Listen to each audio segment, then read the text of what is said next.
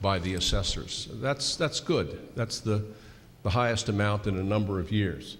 And that also certainly lessens the tax burden on the homeowner when there's homes constructed, businesses expanding, and so forth. We anticipate that Schedule A and the tax rate recap will be submitted on time to the Department of Revenue. And we anticipate setting the tax rate in December and sending the tax bills out by December the 31st, which is the normal timetable. Now, here are our problems and issues.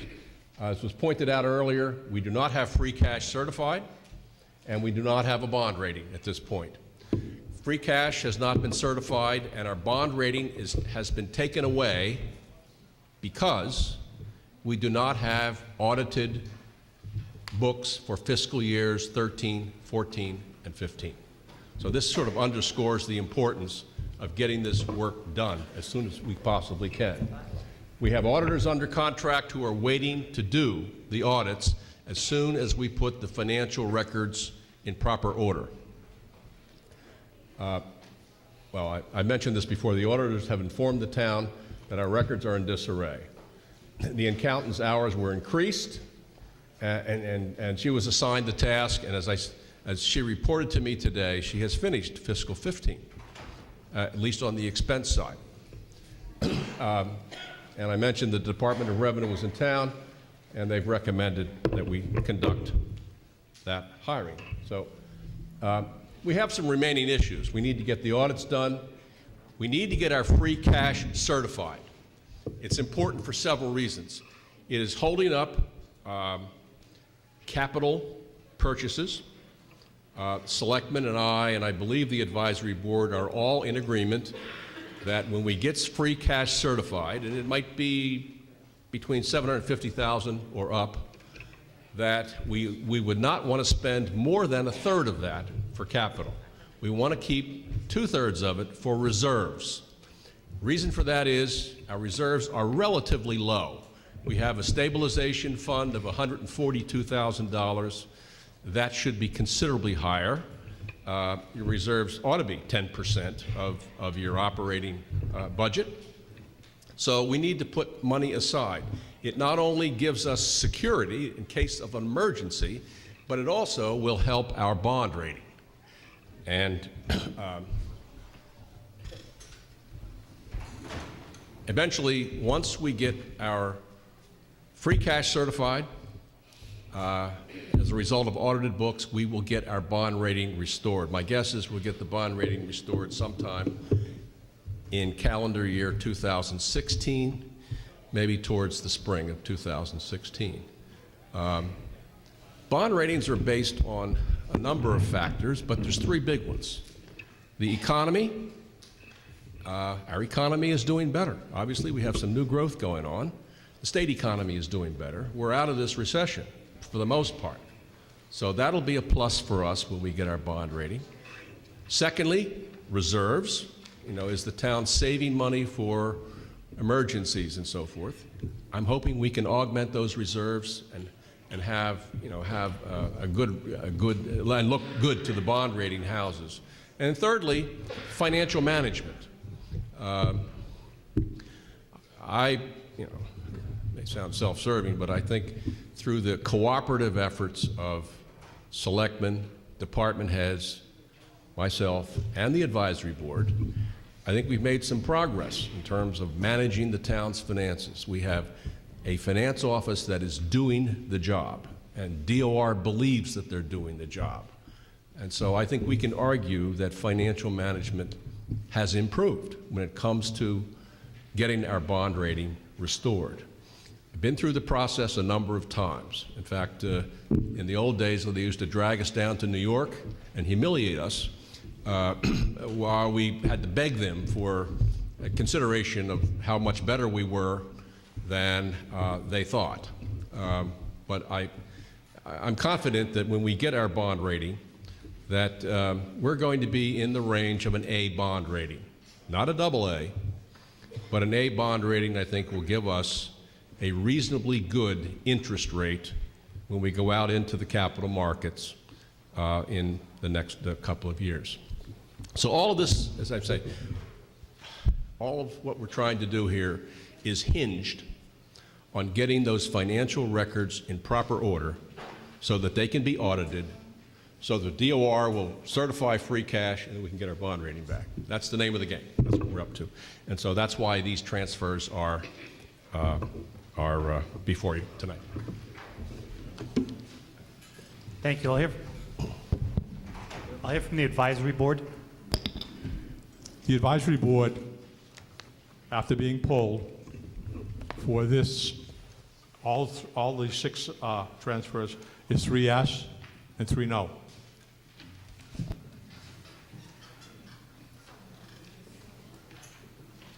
Okay. Thank you.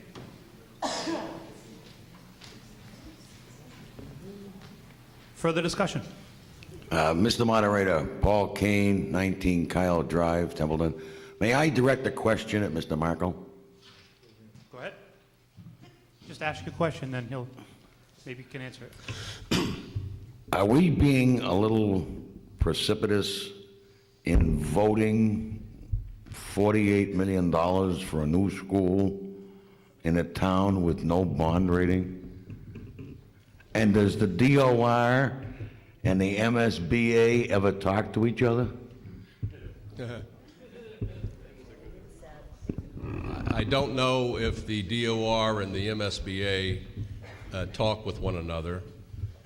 I think as the presentation by the superintendent made the point that the town would fund the first phase of a school construction with notes, with bond anticipation notes, bands they call them.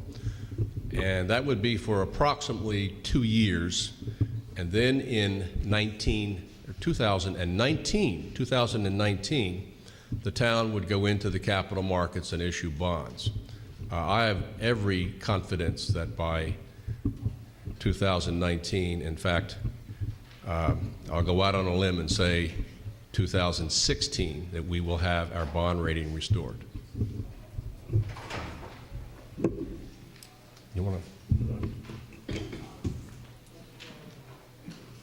Further discussion?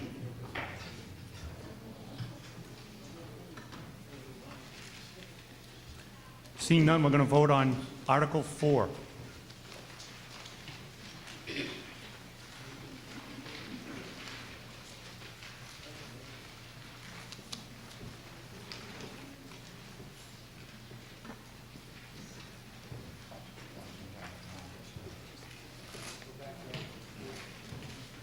Okay, thank you. Voting on Article 4. All in favor signify by saying aye. Aye. Opposed? No. And it passed at 9:10 p.m.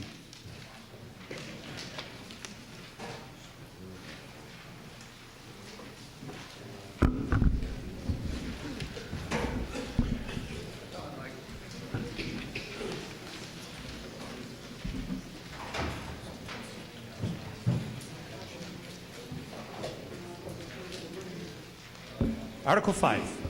Mr. Moderator, Yes. I move that the town vote to raise and appropriate the sum of $64,608 be deposited into the Selectman's Office expense budget 01122 5400 5421. Second.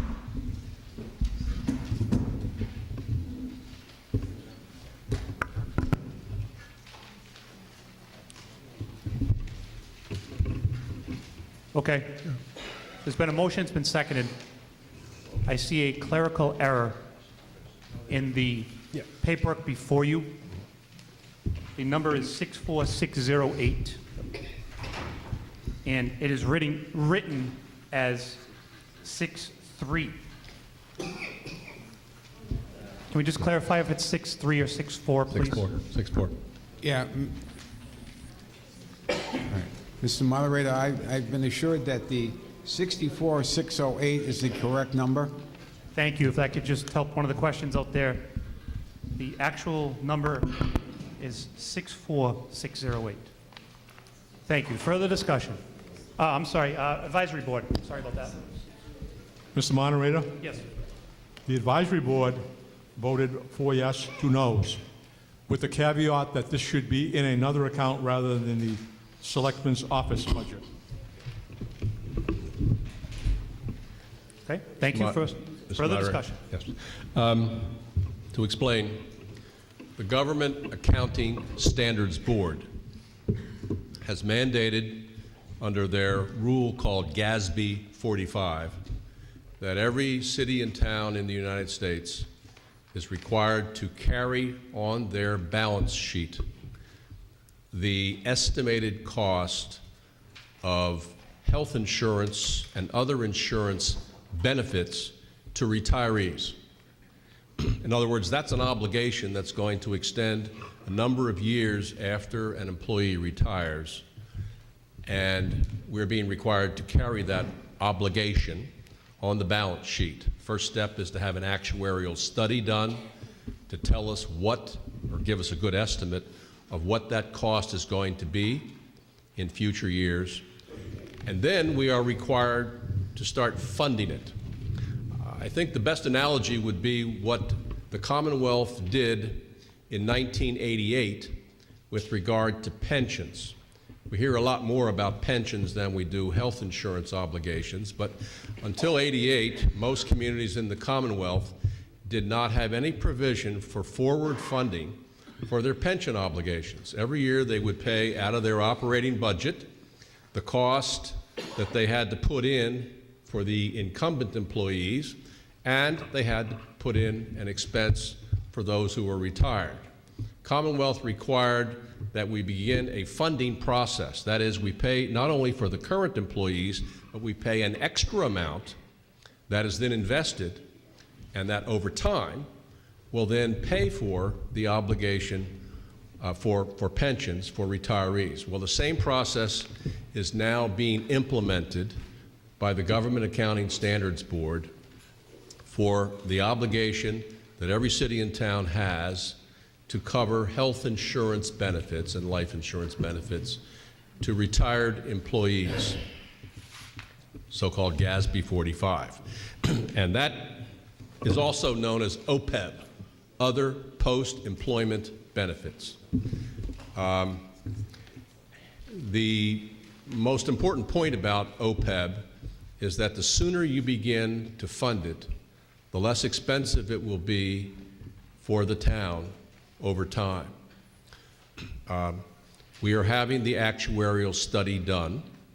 The next step will be for the Board of Selectmen to establish under state statute an account for OPEB. By the way, it's a locked account. Once the money goes in, it is illegal to take it out.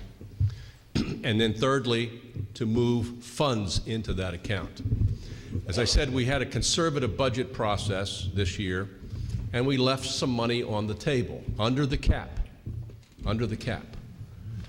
And so we're now suggesting that we take those funds and move them into, I suggested, the Selectmen's expenses account for now, and then in the spring, at the annual town meeting, move those funds into the official OPEB account that we will have established between now and then. Point is, if we don't take the funds now, we set the tax rate, and we can't appropriate in the spring. This is our last opportunity to do this appropriation, and I'm just saying let's appropriate and park the money in the Selectmen's expense account. On Wednesday night, the advisory board we had an interesting discussion about this involving trust. You know, can we trust you not to spend it? We don't need to get into that. If they have another suggestion for where we should put it, fine. I think the important thing is for us to appropriate these funds now under the tax cap and to put them into the operating budget for 2016. And then in the spring, after we have completed the actuarial work and after we have established the account under state statute. By the way, I understand that maybe the town did establish an account a number of years ago. but didn't provide any funds. We have to research that.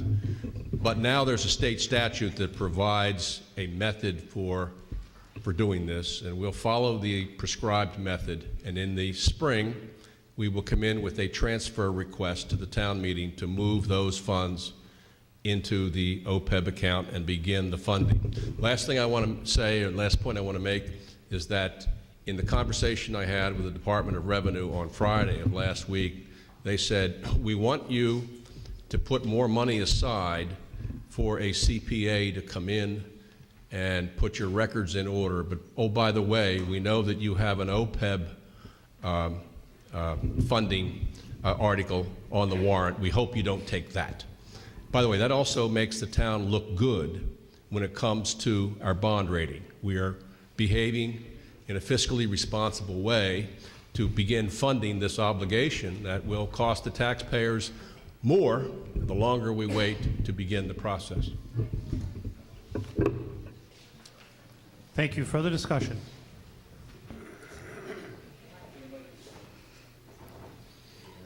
Go ahead, sir. Mr. Moderator, Tom Jalanowski, 357 South Main Street. My question is, you mentioned that money eventually would go into a locked account. Yes. Under what circumstances or events have to happen for you to start drawing off that locked account to pay for post-retirement benefits? We expect that there'll be a state statute that regulates this at some point. Right now, the only statutory regulation is the method to establish the account. My guess is that we would not start drawing until we have full funding. In other words, until we have enough invested money so that we can cover our annual obligation to retirees from the proceeds of those investments. But that question has not been, it's a good question, it hasn't been answered though at this point. Other than, I want to assure everyone that once these monies are put aside, there isn't any legal way for the town or anyone to use those funds for any other purpose other than the other post-employment benefits. Sir? Bob Dennis, Liberty Street, Outer River. So you're going to put this money aside, and at the annual town meeting, you're going to vote it for the OPEB. If you're going to use it for the following year, doesn't the money have to be certified free cash? No, we're not. We won't use it the following year. We will use it in the current year, fiscal 16, sir. So.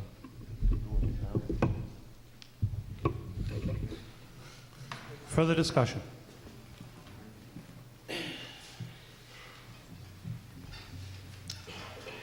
Seeing, hearing none, we're going to vote on Article 5. We've had a motion, it's been seconded. We've heard from the advisory board, we've had some discussion on it.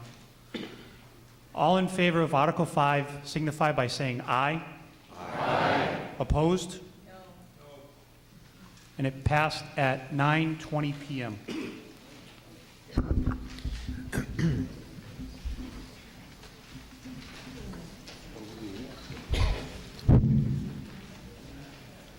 Article 6. Mr. Moderator, Yes. I move that $98,000 be hereby appropriated by the Templeton Community Preservation Fund to provide for the removal of the two buildings at 4 Elm Street, and further to establish a conservation area under the jurisdiction of the Conservation Commission and maintained by the Cemetery and Parks Department, and that the Board of Selectmen or such other town board as the Board of Selectmen may designate be authorized to acquire by purchase or gift and hold in the name of or enforceable by the town, and to grant a nonprofit organization, charitable foundation, or corporation such conservation restrictions that will meet the requirements of Chapter 184 of the general laws as may be necessary or proper to carry out the foregoing. Thank you. Do I have a second? Second. Okay, motion and second. Advisory board? Mr. Moderator, the Yes. advisory board voted 5 yes and 1 no, so their recommendation is a yes vote. Thank you. Further discussion? Mr. Moderator, the plan has always been, since we moved to the new town hall building, to consolidate offices in town hall that provided the normal services to the town, other than police, fire, and highway, and COA. So the COA has gone to their own building, a new building. The clerk needed the vault constructed before she could relocate, and as you know, we use community preservation funds to construct the vault. The clerk is now relocated, and the property at 4 Elm Street, Baldwinville, is now vacant. There are 2 buildings there. There's the old highway building behind it, which is literally falling in. It has a big hole in the roof, and with enough snow this winter, it may come down by itself. And then there's the building at 4 Elm Street. The selectmen considered the options for that building, but when it became clear, we had an environmental engineer go out and inspect the building, that there's considerable asbestos in that building, that by the time we remove the asbestos which is in the walls, we'll do quite a bit of damage to the building, and it will not have much in the way of commercial value, on the one hand. On the other hand, the Community Preservation Committee, as well as others, the Conservation Commission, and I would say the Board of Selectmen, feel enthusiastic that demolishing those 2 buildings and creating a green space, a little green conservation area in the middle of Baldwinville, is the best outcome for that property. People would be able to go there and enjoy passive recreation, look at the river, sit on a park bench and have a sandwich or whatever. And given that there's soil contamination as well, remediation of the soil contamination plus remediation of the asbestos is going to, I think it pretty much precludes any commercial reuse or sale as a practical outcome for that building. And so we approached the Community Preservation Committee. Had a note from Mr. Henshaw today that he cannot attend tonight to speak for the committee. I don't know if any member of the committee is here who would like to speak, but would you want to speak for the committee? But they have agreed to support demolition and creation of a little Vest Pocket Park, which would become a conservation, where there would be a conservation restriction, and it would be put under the control of the Conservation Commission and maintained by the Cemetery and Parks Department. Thank you. Further discussion?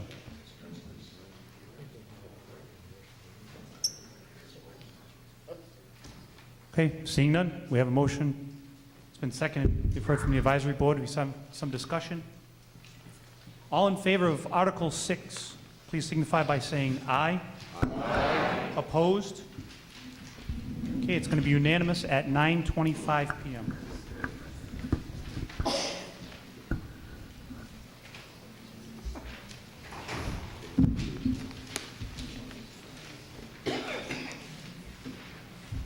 Article 7. Mr. Moderator, I move that the town appropriate $80,000 to supplement the fiscal 2016 budget of the Templeton Sewer Department to be spent under the direction of the Templeton Sewer Commission. We have a motion and a second.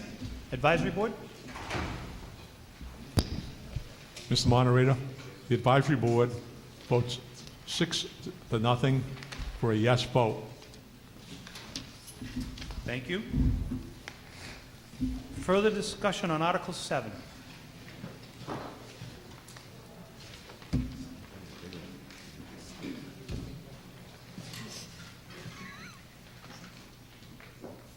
Further discussion? Okay, seeing none. We have an article, second, heard from the advisory board. All in favor of Article 7 signify by saying aye. Aye. Opposed? Okay, that is unanimous at 9:26 p.m.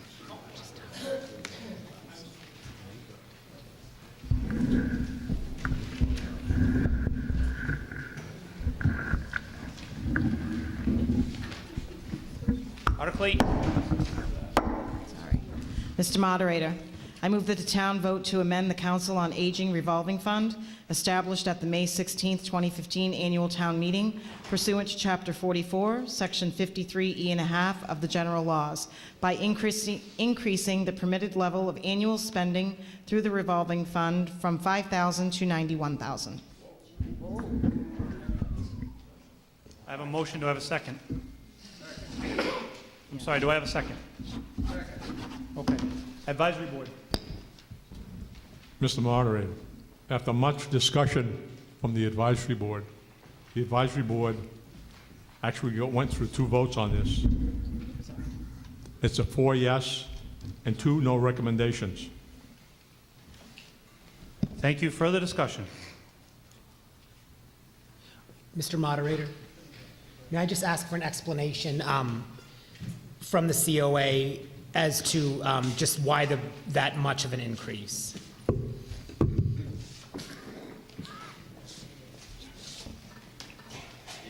And I guess as a follow-up as to where those funds were coming from previously. If you could just identify yourself, please. Oh, sure. I'm Ken Robinson. I No, live at 64 Old North Road. We know who you are. Oh, okay. We know who she is too, but please, we haven't heard from you yet. Diana Morrison, 270 Gray Road, Director of the Templeton Council on Very Aging. good. Thank you. The reason for the difference is the law requires that the cap be at what you spend for the year. And our new town accountant came to me and said, "You're overspending." Well, we spend approximately $9,000 a month.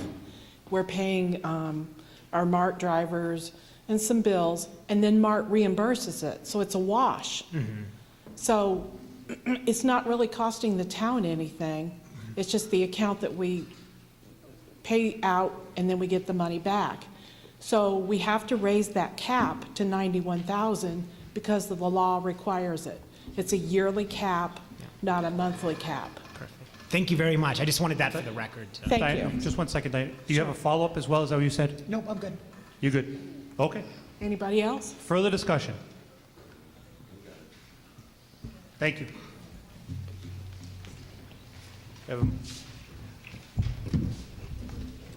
No further discussion? Motion, it's been seconded. We've heard from the advisory board. We've had some discussion on it. All in favor of Article 8 signify by saying aye. Aye. Opposed? No. And it passed at 9:29.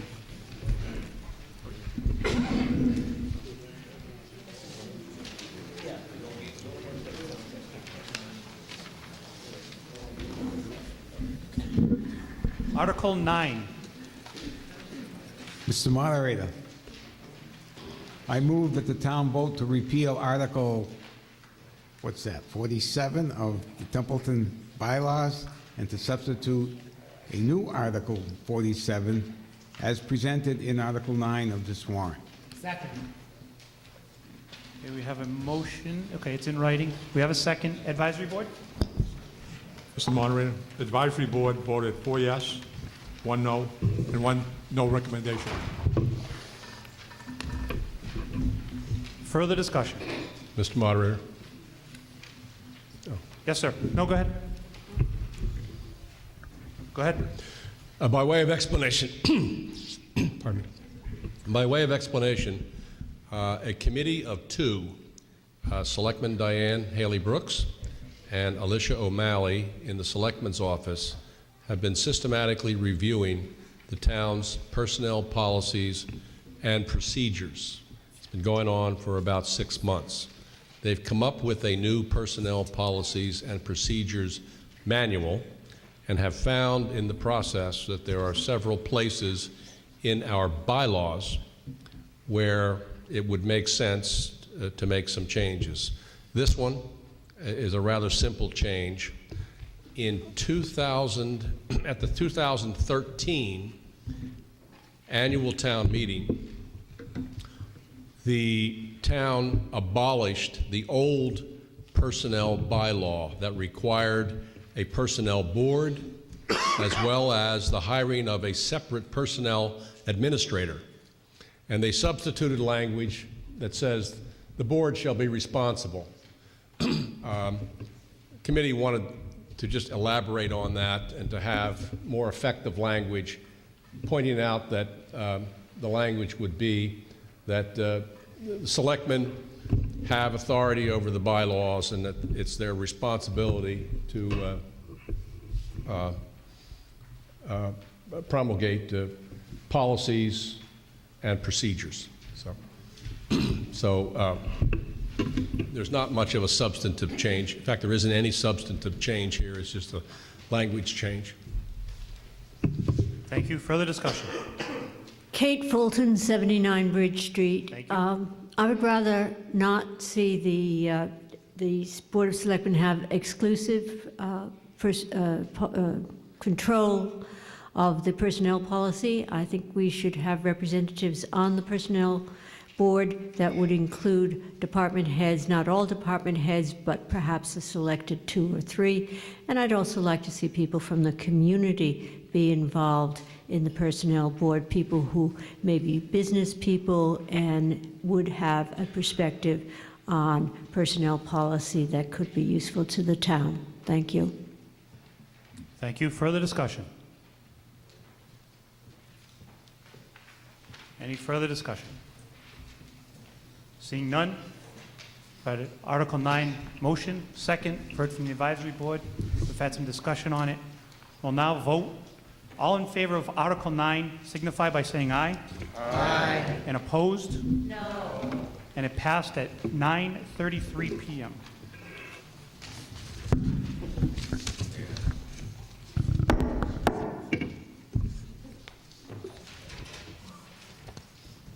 Article 10. Mr. Moderator, I move that Article 17 of the town bylaws be hereby repealed. Do I have a second? Second. Motion and second, advisory board? Mr. Moderator, the advisory board voted 5 yes and 1 no recommendation. Further discussion? Mr. Moderator, the personnel bylaw, the town bylaws have an article, Article 17, that regulates sick time. It provides that employees shall be entitled to 10 days of sick time. Well, at some point over the years, that 10 days of sick time became 13. It is in the labor contracts as well as in the personnel policies that are followed with the non-unionized, non-bargaining employees. And so practice as well as contracts conflict with the bylaw. And so the committee again recommends we repeal the bylaw.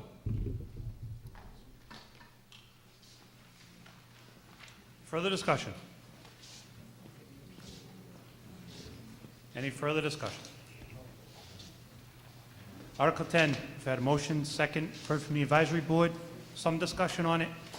All in favor of Article 10 signify by saying aye. Aye. Opposed? No. And it passed at 9:35.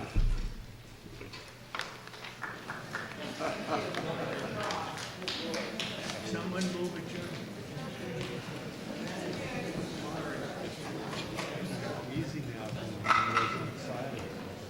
Mr. Moderator. You moved to dissolve the meeting, is that correct? Correct. Okay. Do I have a second? Yeah. All in favor? Aye. Any opposed? No. We're dissolving the meeting. 9:35. Thank you.